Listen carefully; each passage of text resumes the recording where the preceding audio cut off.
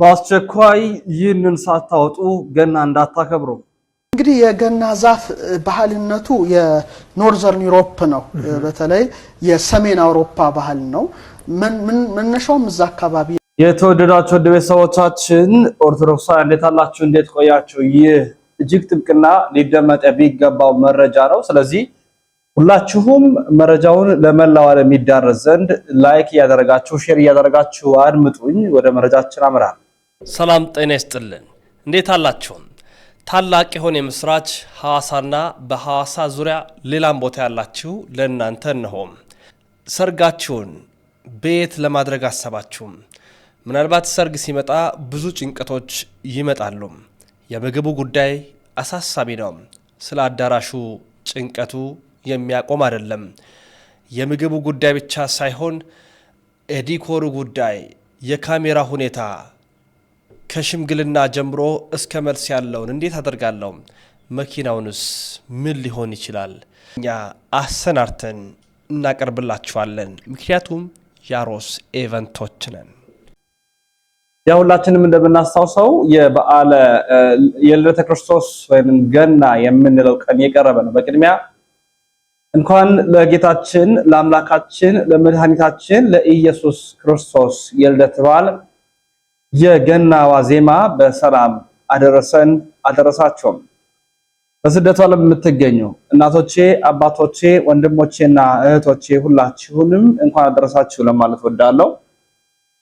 ከዚህ ከልደተ ክርስቶስ ገና ጋር በተገናኘ ብዙ አጓጉል የሆኑ ኢትዮጵያዊ መሰረት የሌላቸው ኦርቶዶክሳዊ ታሪክ የሌላቸው ነገሮችን ወደ የቤቶቻችን እናስገባለን፣ ለልጆቻችን እንሰጣለን።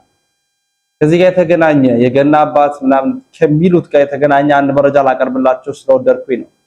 ለዚህ ነው ይሄን ነገር አድርጋችሁ ገና እንዳታከብሩ፣ በአስቸኳይ ልታደርጉም ካሰባችሁ ከቤታችሁ አውጡ ለማለት የወደድኩት ምንድነው? ከገና አባት እና ሳንታ ክላውስ ወይንም ሴንት ኒቆላውስ እና የገና አባት ምንድነው ትስስራቸውና አሁን የገና አባት የተባለ በውጪ በአውሮፓ በተለያዩ ቦታዎች ላይ እየተሸጠ የሚገኘው ይሄ የሆነ ሽማግሌ ነጭ ፂም ያለው ምናምን ቀይ ልብስ የለበሰ እሱና ቅዱስ ኒቆላውስ ሳንታ ክላውስ ምን አገናኛቸው የሚለውን መሰረታዊ ነጥብ ለእናንተ ለማቅረብ ስለወደድኩኝ ነው። ለዚህ ነው ገና ከማክበራችሁ በፊት የክርስቶስን ልደት ለማክበር ያሰብንኛ ኦርቶዶክሳዊ ለዛውን፣ ኦርቶዶክሳዊ ትውፊቱን፣ ኦርቶዶክሳዊ ላህዩን በጠበቀ መልኩ መሆን አለበት። አለበለዚያ የምናከብረው ገና ወይንም የምናከብረው ኦርቶዶክስ የሚመስል ግን ኦርቶዶክስ ያልሆነ ስርዓት ነው። እንጠንቀቅ የሚል መልእክት ለማቅረብ ነው። የተወሰነ ስለ ሳንታ ክላውስ ማን ናቸው የሚለው ነገር እስኪ ላቅርብላችሁ። ሁላችሁም ተከታትላችሁ ተመለሱ፣ ላይክ ያደረጋችሁ ማለት ነው። ሳንታ ክላውስ ወይንም የገና አባት የተባሉ አፈታሪክ የተፈጠሩት ቅዱስ ኒቆላውስ ከተባሉ በአራተኛው ክፍለ ዘመን ቱርክ ውስጥ ይኖሩ ከነበሩት ቄስ ነው። ቅዱስ ኒቆላውስ ከቤተሰባቸው የወረሱት ብዙ ንብረት የነበራቸው ባለጸጋ ቄስ ነበሩ። ቅዱስ ኒቆላውስ የገና በዓል ሲደርስ ለሰዎች ስጦታ ይሰጡ ነበር። በተለይ ለልጆች ብዙ ስጦታ በመስጠት ይታወቁ ነበር። ይህም ልምድ እሳቸው ካለፉ በኋላ ቀጥሎ በብዙ ክርስቲያኖች ዘንድ ሳይክሎፒዲያ መረጃ መሰረት ወፍራሙና ዘናጩ ሰው ቅዱስ ኒቆላውስ ሳንታ ክላውስ ወይንም በተለምዶ የገና አባት የሚባለው የጥንት የስካንዲቪያን ሀገሮች ኖርዌጂያን ቋንቋ ተናጋሪ ህዝቦች ዘንድ የባዕድ ወይንም ፓጋን አምልኮ ታሪክ ያለው ሲሆን ለምሳሌ በጥንት ኖርዌጂያን እምነት መሰረት ሳንታ ክላውስ በቤት ውስጥ ባለ የእሳት ጭስ ውስጥ ቼሚኒ በኩል ይገባል የሚል እምነት ስላላቸው የጥንዶቹ ኖርዌጂያኖች የቤታቸውን ጭስ ማውጫ ቼሚኒ በጣም ትልቅ አድርገው ይሰሩ ነበር። በተጨማሪም ሃርታ የሚባል አምላክ ያላቸው ሲሆን የአምላክ በቤታቸው ባለ እሳት ምድጃ አካባቢ ላይ በላይ ቢመጣ ለቤታቸው ጥሩ ዕድል ይሆናል ብለው ያምናሉ። እንደ እውነቱ ከሆነ ብዙ ሰዎች ትክክለኛ ሳንታ ክላውስ በቅዱስ ኒቆላውስ ስም በኤሽያ በአራተኛው ክፍለ ዘመን ላይ የኖረ ጳጳስ ነበር ብለው ያምናሉ። ይህ ግን እውነታ አይደለም፣ ሐሰት እንጂ። እንደ እውነቱ ከሆነ ጥቂት የሚባሉ የሮማ ካቶሊክ ጳጳሳት ቅዱስ ኒክ በሚል ስም ስያሜ ተጠቅመዋል። ትክክለኛው ኒኮላዎስ የሚባለው አንዱ ብቻ ነው። እርሱም ታላቁ የአመጽና የጥፋት ሰው ናምሩድ ሲሆን እርሱም የኃያሎች ኃያል ማለት ሲሆን ዋና ባህሪውም አማልክትነትን ይወክላል። ስለዚህ የቅዱስ ኒኮላዎስ ታሪክ አሁን እኛ ከምንለው ታሪክ ጋር ተዛማጅነቱ በጣም ሩቅ የተለየ ነው። ኒኮላዎስ ከ1000 ዓመት በላይ ኤሽያ ለሚገኙ ለታናሹ ጳጳስ የሚያምር አረንጓዴ ቅጠሎች ያለበት የለመለመ ዛፍ ስጦታ አበርክቶለታል። በስካንዲቪያን በአምላካቸው ኦዲየን ወይንም ግንዱ የተባለው የፀሐይ አምላክ ልዩ ስጦታ በዩል በዓል ጊዜ ሀገሩን ሁላ በአረንጓዴ ዛፎች ይሸፍናል። በዛፎቹ አማካኝነት አምላካቸውን ያገኛሉ። በተጨማሪም ለአምላካቸው ዛፎችን ማስታወሻ ያደርጋሉ። ቶኒ ቫን ሪንተርገን የተባለ ጸሐፊ እንዲህ ይላል፣ ሳንታ ማለት ዲያብሎስ ማለት ነው ይለናል። በጥንት ጊዜ በመጀመሪያው ሳንታ ክላውስ እና የገና ዛፍ አንድ ላይ ተገናኙ ይለናል ቶኒ ቫን። ቅዱስ ኒኮላስ ማለት ንጉስ ናምሩድ ማለት ሲሆን እግዚአብሔር ስለ ናምሩድ እንዲህ ነበር ያለው፣ ኩሽ ምድርን ወለደ፣ እርሱም በምድር ላይ ኃያል መሆንን ጀመረ። እርሱም በእግዚአብሔር ፊት ኃያል አዳኝ ነበር። ስለዚህም በእግዚአብሔር ፊት ኃያል አዳኝ እንደ ናምሩድ ተባለ። የግዛቱን መጀመሪያ በሰናዖር ሀገር በባቢሎን ኦሬክ፣ ኦርካድ፣ ካርኔ ናቸው ብሎ እንደሚያስረዳ መጽሐፍ ቅዱስ ይነግረናል። በዚህም የተለያዩ የጽንሰ ሐሳቦች ይነሱ ነበር። ግን የገና ሚስጥር ምንድነው ወደሚለው ልምጣላችሁ። ዲሴምበር 25 እንደ ኢትዮጵያን አቆጣጠር ደግሞ ታኅሳስ 29 የሚከበረው የልደት በዓል የማን የውልደት ቀን ነው? ሁላችንም የዋርነር ኪለር ቡክ ኦፍ ዘ ባይብል ኦፍ ሂስትሪ መጽሐፍ ስናነብ ስለ ገና ክሪስማስ በዓል ሚስጢር ከመጽሐፍ ቅዱስ ጋር ያያያዝን በጥሩ አገላለጽ ከነሙሉ ታሪኩ ተጽፎ እናገኛለን። እናም ዋና ዋና ጭብጦችን ለማስረዳት ያህል እንደ ፈረንጆቹ አቆጣጠር ዲሴምበር 25 የሚከበረው የገና ክሪስማስ በዓል ምክንያት በማድረግ በተደረገው የታሪክ ጥናት እንደ ፈረንጆቹ አቆጣጠር 324 ላይ ለመጀመሪያ ጊዜ የገና ክሪስማስ በዓል እንደተከበረ መረጃዎች ይጠቁሙናል። በሮማን አገዛዝ በዘመነ በዛንታይን ስርወ መንግስት በጊዜው አብዛኛዎቹ የዓለም ክፍሎች በመግዛት የሚያስተዳድረው ንጉስ ጀስቲያን 527 እስከ 565 በይፋ የገና ክሪስማስ በዓል ሊከበር አወጀ። ዲሴምበር 25 በጥንት ሮማውያን ድል ያልነሳው የልደት ቀን ዳይ ኔታይል ኢንኪቲዩስ the birthday of Ankikurd the birthday of Ankikurd በበረዶ የክረምት ወራት ፀሐይ በምትጠፋበት ጊዜ አብዛኛው የአውሮፓ ክፍል፣ የሰሜን አሜሪካ እንዲሁም ከፊል የኤሽያ ሀገሮች ቀኑ በጨለማ በሚዋጥበት ጊዜ የሮማውያን ወታደሮች ለፀሐይ አምላክ ዲሴምበር 25 አምልኮና በዓል ያደርጉ ነበር።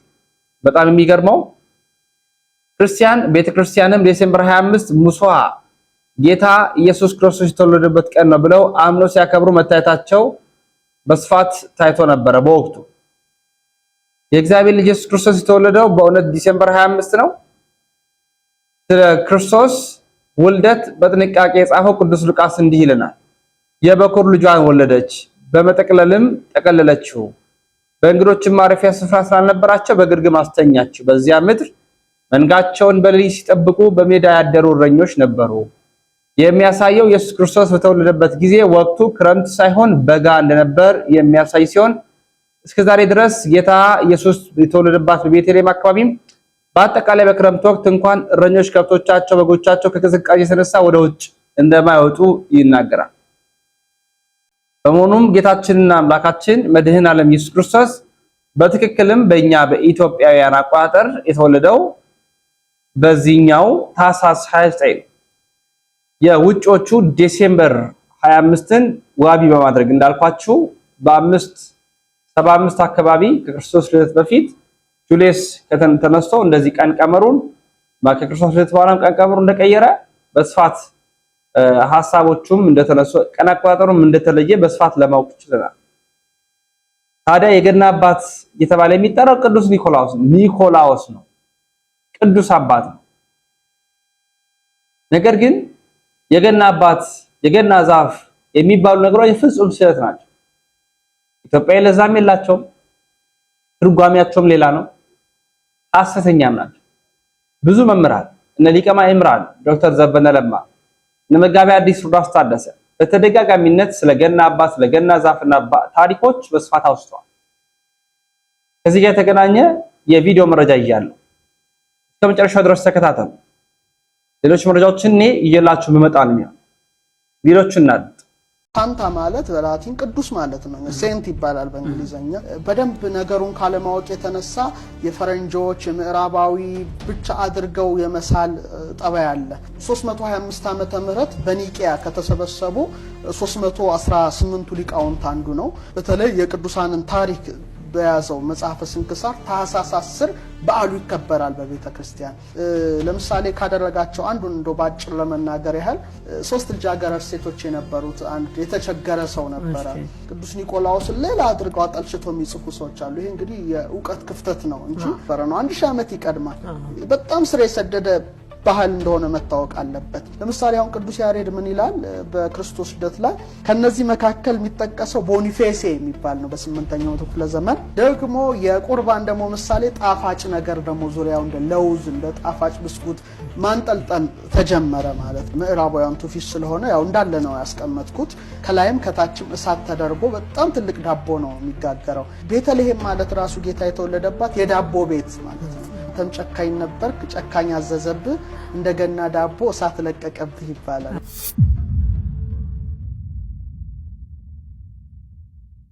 የገና አባት ሳንታ ክላውስ ነው። ሳንታ ማለት በላቲን ቅዱስ ማለት ነው። ሴንት ይባላል በእንግሊዘኛ።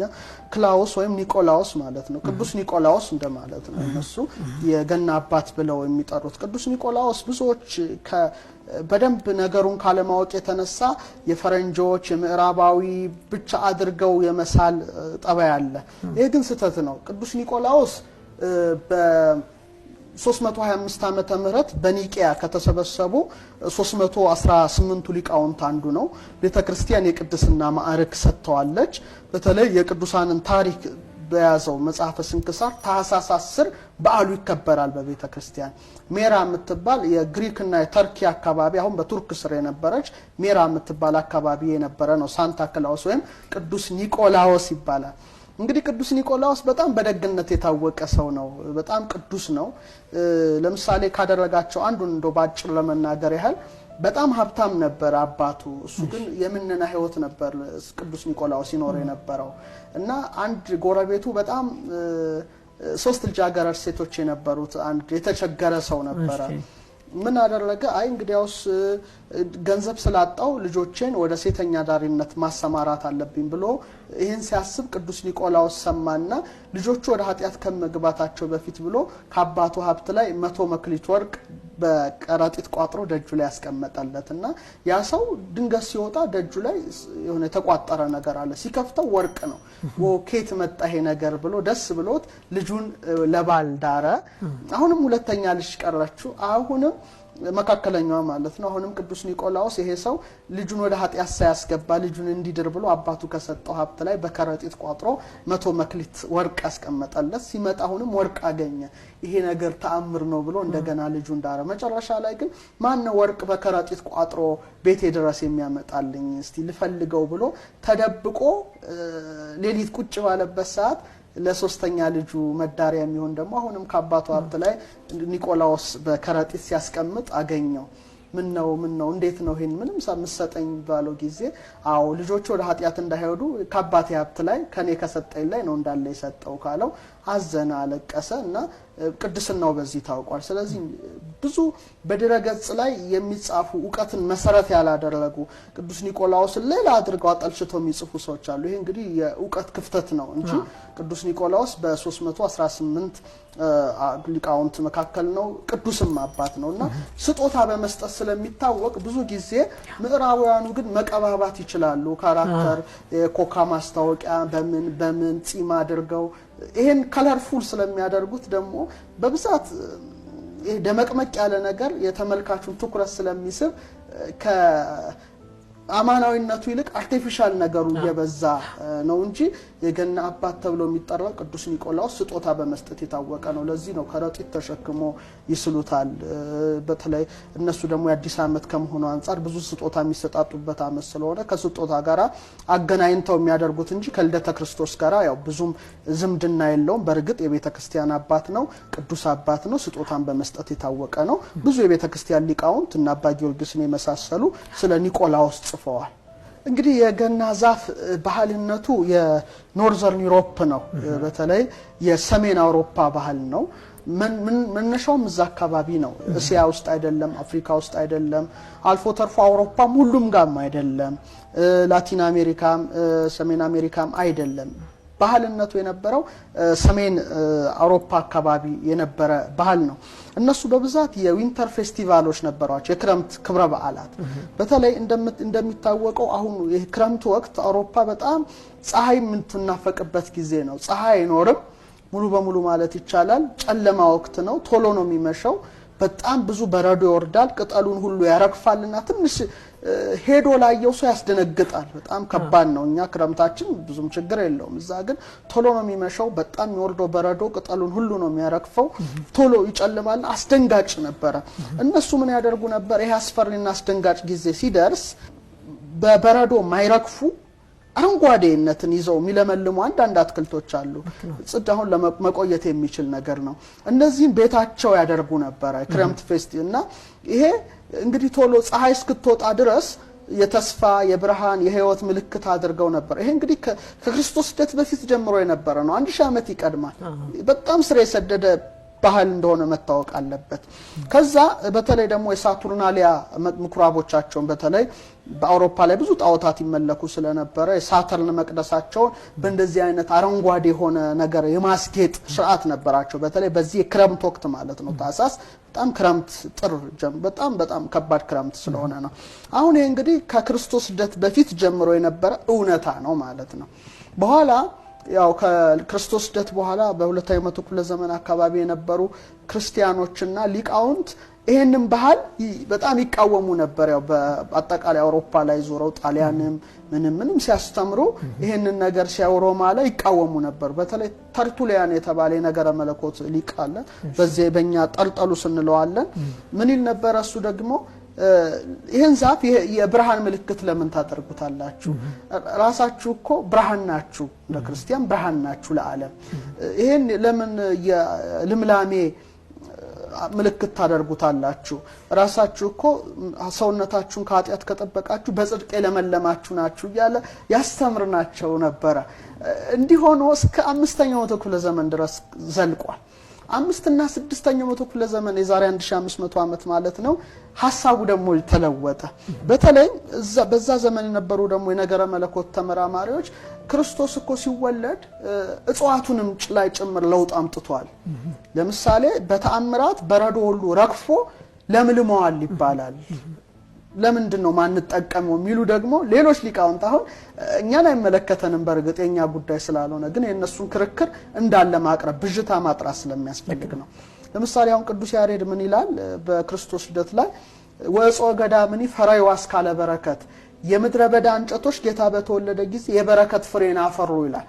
ከኢትዮጵያ ሊቃውንት መጥቀሴ ነው እንጂ ያሬድ ክርክር ውስጥ ነበር ማለት አይደለም። ምክንያቱም አውሮፓ ነውና በ5 በ6ኛው መቶ ክፍለ ዘመን የዛሬ 1500 ማለት ነው ክርስቶስ ሲወለድ ይሄን ያህል ተአምር ተከስቷል። እጽዋት ለምልመዋል። ስለዚህ ማንጠቀምበት ምክንያት ምንድነው የሚሉ ደግሞ ሌሎች የነገረ መለኮት ሰዎች ተነሱ፣ ምሁራን ተነሱ። በተለይ ጀርመንና ስላቪክ አካባቢ የነበሩ ይሄንን ነበር ይሉ የነበሩት። እንደውም እንደነሱ አስተሳሰብ የፓጋን ሲምቦልስ ለምሳሌ ከክርስቶስ ልደት በፊት የነበሩ ወይም በኋላ የነበሩ የአረማውያን ለምሳሌ አረማውያን ማለት ጣዖት የሚያመልኩ ማለት ነው። የነሱ ምልክቶች ለምንድነው ተሻሽለው ማይቀርቡት ወደ ክርስትናው መልክ የማይሰጣቸው ለምን እንትንላቸዋለን የሚል ለምሳሌ አሁን ቤተ ምኩራብ የነሱ ወደ ቤተ ክርስቲያን መለወጥ ዞሃል የሚከበረበትን ህዳር 12ን ቀጥታ ወደ ምን መለወጥ ወደ ህዳር 12 የቅዱስ ሚካኤል በዓል ሽፍት ማድረግ ነው። ምክንያቱም እነሱ የመጡት ከጣዖት አምልኮ ወደ ክርስትና የመጡት እንደኛ ከብሉይ ኪዳን ወደ አዲስ ኪዳን አልመጡም። ከዛ 5 6 7 8 ላይ የተነሱት ግን እንደዚህ መለወጥ አለባቸው እንጂ ሙሉ በሙሉ ድምጥ ማጣቸው ይጥፋ እንዴት እንላለን ወደሚል ክርክር አመጡ። ከነዚህ መካከል የሚጠቀሰው ቦኒፌሴ የሚባል ነው። በ8ኛው መቶ ክፍለ ዘመን ዛፍ እንደዚህ አድርገው በዓል ያከብሩ ስለነበረ የቶር እንጨት ብለው ያመልኩት ነበረ። ተርስዴ ኖርዌይ ነው እና እሱን ቆረጠባቸው አስተምሮ እና የመብረቅ ጣዖትን እንጨት ስላመጣ መብረቅ ይመታዋል ብለው ነበር። የመጣ መብረቅ አልነበረም። በዛ ምክንያት በሱ ቦታ ደግሞ ሌላ እንጨት በቀለ። አሄ ምልክት ነው ብለው ደግሞ ቤት ውስጥ ማስገባት ተጀመረ። ይሄ እንግዲህ እዛው ጀርመንና ስላቪክ አካባቢ የሆነውን ነው። መጨረሻ ወደ 16ኛው መቶ ክፍለ ዘመን ስንመጣ ምን መደረክ ተጀመረ? ይሄ ነገር ቢከለከልም ሰዎች ወደ በድራማ መልክ ማሳየት ጀመሩ። ልደትን ማለት ነው። በመጽሐፍ ቅዱስ ለማያነቡ ሰዎች ስለ ልደት ክንውን ተመልሶ ይሄ ነገር እንትን እየጨመረ መጣ ማለት ነው። በድራማው ምክንያት ምን ማድረግ ጀመሩ? በተለይ ከልደተ ክርስቶስ ዋዜማ የአዳምና የሔዋን በዓል ብለው ማክበር ተጀመረ። መታሰቢያ ማለት ነው። እና ሲያከብሩ ምን ማድረግ ጀመሩ? እነዚህ እጽዋቶች እኛ አሁን መመሰል ያለብን ወደ ገነት ዛፎች ነው የሚል ደግሞ መጣ ማለት ነው። የገነት ዛፎች ብለን እናስብ። በገነት ውስጥ ዕፀ በለስ አለ፣ የሕይወት ዛፍ አለ። መጽሐፍ ቅዱስ ዘፍጥረት 2 ላይ ያነሳል። ስለዚህ የሕይወት ዛፍ ኢየሱስ ክርስቶስ ነውና እሱ እንትከል። አፕል እናንጠልጥልበት። አፕል የዕፀ በለሷ አዳምና ሔዋን የበሉት ደግሞ የቁርባን ደግሞ ምሳሌ ጣፋጭ ነገር ደግሞ ዙሪያው እንደ ለውዝ እንደ ጣፋጭ ብስኩት ማንጠልጠል ተጀመረ ማለት ነው። እንደ 16 ሰብአ ሰገልን የመራውን ኮከብ ለማሰብ ደግሞ ቤተልሔም ኮከብ የሚባለው ላይ ከዛፉ ላይ አድርገው አስጊጠው መጠቀም ጀመሩ። ይሄንን እንግዲህ በ16ኛው መቶ ክፍለ ዘመን ነው። ያም ሆኖ ደግሞ እዛም ሆኖ ይከራከራሉ። ለምሳሌ አንዳንዶቹ ምሁራን ምን ይላሉ? ለኛ የወይን ሐረጋችን ኢየሱስ ክርስቶስ እንጂ ይሄ ዛፍ አይደለም ብለው ደግሞ ሌሎች ሊቃውንት እርስ በርስ እንደዚህ ክርክር ነበረ በአውሮፓው ማለት ነው። ይሄም ጀርመን ስላቪክ አካባቢ ውሱን ቦታዎች ነበረ። በጣም የደመቀው ደግሞ የታወቀው ግን እንግሊዝ ላይ እንኳን ከ1840 በጣም ቅርብ ነው እስከ 1850 ንግስት ቪክቶሪያና ልዑል አልበርት የነበሩበት ዘመን ነው። የጀርመኖችን ባህል ስለምታቅ ልጆቻቸው ምናምን ሰብስበው ትልቅ የገና ዛፍ የሚለውን በአንቆጥቁጠው አከበሩ። ያ ለንደን ኒውስ ላይ ወጣ። ያ መነጋገሪያ ሆነ ሀገር ውስጥ። ከዛ በሁለት አመቱ ደግሞ አሜሪካ ፎቶአቸው ወጣ። ከዛ ስር እየሰደደ መጣ ማለት ነው። ከጀርመን ተሰደው የሚሄዱ ብዙዎች ደግሞ ወደ ለያዩ ሀገሮች ማስተላለፍ ጀመሩ። ይሄ ነው እንግዲህ በስደተኞች ተስፋፍቷል በጣም ቅርብ ድረስ እና በ1890 አካባቢ ደግሞ ኤዲሰን መብራት የሰራበት ስለሆነ ክሪስማስ ላይት መደረግ ተጀመረ። እንደገና በ1895 ቤተ መንግስት አሜሪካ ቤተ መንግስት በዘመኑ የነበረው መራሄ መንግስት ትልቅ ዛፍ አድርጎ ክሪስማስ ላይት አድርጎ አከበረ። ከዛ በኋላ ዘመኑ ያው ቴሌቪዥኖች ምኖች የመጡበት ስለሆነ በመላው ዓለም በጥቂት ጊዜ ሊስፋፋና ሊቆጣጠር ችሏል። እንግዲህ ታሪካዊ ዳራው ይሄ ነው። ምዕራባውያን ቱፊሽ ስለሆነ ያው እንዳለ ነው ያስቀመጥኩት። እንግዲህ ተመልካቾቻችን አድማጮቻችን የራሳቸው እይታ ሊኖራቸው ስለሚችል ነው እንዳለ ያስቀመጥኩት። በእኛ ግን መናገር ይቻላል። ምክንያቱም በእነሱ ባህል መከራከር ይከብደናል። ለኛ በእኛ ገና ጨዋታ እነሱ መከራከር እንደማይችሉት ማለት ነው። እንግዲህ በገና ጨዋታ የገና ዳቦ በጣም የተያያዙ ነገሮች ናቸው። በተለይ ትልቅ ዳቦ ነው ለገና የሚደፋው። ከየትኛውም ጊዜ በበለጠ በትልቅ ገበር ምጣድ ከላይም ከታችም እሳት ተደርጎ በጣም ትልቅ ዳቦ ነው የሚጋገረው። እንደውም አንድ ምሳሌ አለ። አንተም ጨካኝ ነበርክ ጨካኝ አዘዘብህ እንደገና ዳቦ እሳት ለቀቀብህ ይባላል። በጣም እሳቱ ከባድ ነው። ትልቅ ዳቦ ሆኖ ነው የሚወጣው። ምንድነው ይሄ? ቤተልሔም ማለት ራሱ ጌታ የተወለደባት የዳቦ ቤት ማለት ነው።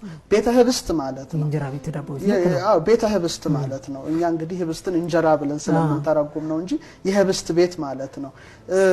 ስለዚህ እውነተኛው ህብስት ኢየሱስ ክርስቶስ መወለዱን ለማሰብ ትልቅ ዳቦ ይደፋል። ይሄ መታወቅ አለበት። ሌላው የገና ጨዋታ አለ። በገና ጨዋታ አይቆጡም ጌታ ይባላል። ንጉሰ ነገስቱ፣ መሳፍንቱ፣ መኳንንቱ፣ ደጃዝማቹ፣ ቀኛዝማቹ ቢትወደዱ ፊታውራሪው ከሎሌዎቻቸው ጋራ ወይም ከወታደሮቻቸው ጋራ ይጋጠማሉ።